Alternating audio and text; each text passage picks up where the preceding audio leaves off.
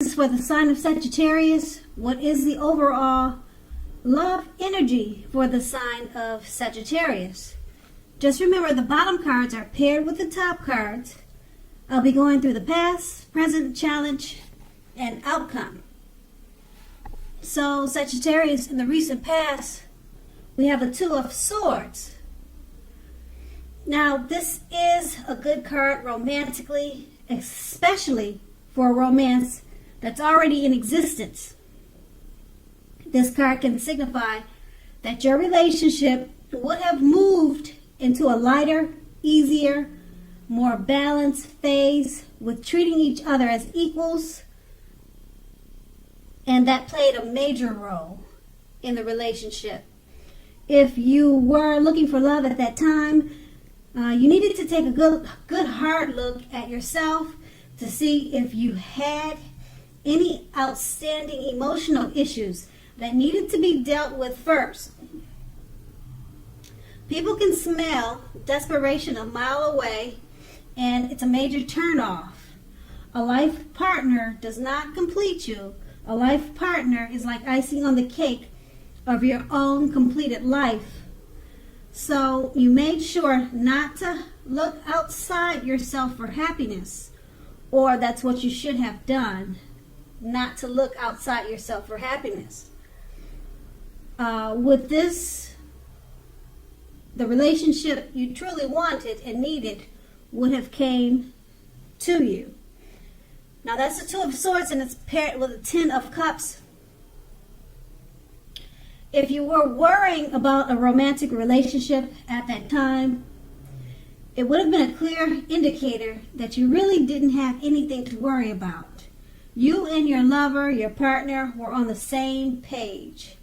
If you were in a relationship but had not made it a formal commitment and hoped that it came to that, take heart, it was coming, it was on its way. So you needed to make sure that you did not sabotage things by causing problems where there really weren't any. That's the Ten of Cups, and that's the recent past. Now let's move on to the present. We have the Justice card.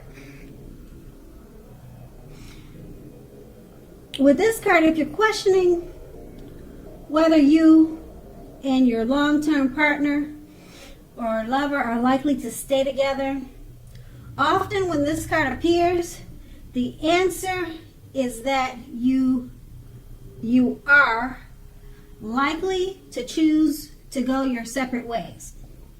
On the other hand, if you're single, this is a time when commitment may be coming your way very shortly. Stay clear about what you want most from a relationship. Okay, so stay clear about what you want the most. What do you want to get from a relationship? And you're likely to find it that much sooner. So just stay focused on what you really want. The Justice card is paired with the Knight of Wands. Now, you may meet someone new through your work. This new person is likely to have hair on the lighter end of the spectrum, but it could go either way.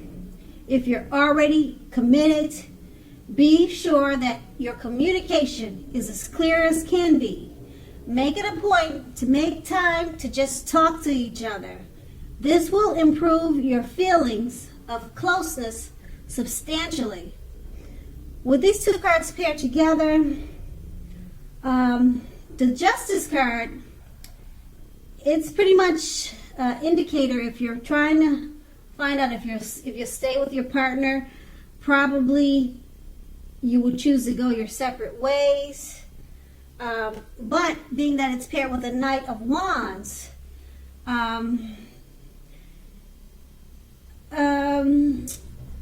you could meet someone new, or if you're already in a relationship and the Justice card is saying that you will probably choose to go your separate ways, once again, it's paired with the Knight of Wands, meaning that communication is important at this time. Make it a point to just talk to each other. This could improve your situation of going your separate ways. That could actually turn it around. So the Knight of Wands is saying talk. Make sure you talk at this time, because it's going to improve feelings of closeness substantially. So it looks like in the present it's just a work on the relationship time. But it is saying that you two could go your separate ways, but you really need to talk. So really anything is possible. This is the tarot. Everything is at free will. So keep that in mind. Okay, so that's the present. Now let's move on to the challenge. We have the Seven of Swords. Now I hope you can see the picture of this card. It's kind of interesting. The Seven of Swords, if you're already in a committed relationship and this card appears, it's a clear signal that trust is crucial. If you're feeling suspicious for some reason about your partner, make it a point to talk about it, even if it's difficult. Being passive aggressive is only going to make things worse. If you're looking for love, you may meet someone interesting now, but try to avoid appearing as though you aren't interested in a relationship. Prospective suitors, they will move on to someone who's more engaging. So strive for balance at this time. The Seven of Swords is paired with the Queen of Pentacles. Now when it comes to romance, love, this is a very feminine card. It points to strategy, particularly for those who are not currently involved with anyone. Keep in mind, the strategy to find love is the stereotypical feminine one. Don't chase it. Make yourself available, but do not be desperate to bring someone into your romantic life. When the time is right, that will be made abundantly clear to you, and you won't have to do backflips to make something come about. Just be upbeat and know that you have many things worth loving and many things to offer. With these two cards paired together, the Seven of Swords, trust is crucial. You could be feeling suspicious about something or someone. It's paired with the Queen of Pentacles. Use a feminine strategy at this time. Don't chase. Don't chase it. Make yourself available. Okay? So if you're feeling suspicious about something and trust is crucial, don't chase your partner at this time. Use strategy. Be as strategic with whatever the suspicious feelings are that you're having. Be strategic about it.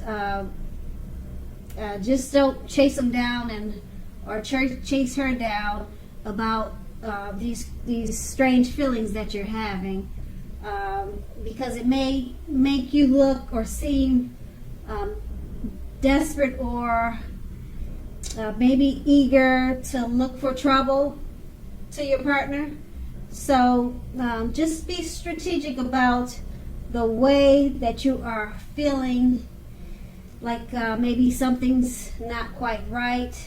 Because you don't want to ruin a relationship if there's nothing really going on behind your back at this time. So just strive for balance, and things should work out much better for you than what you're thinking.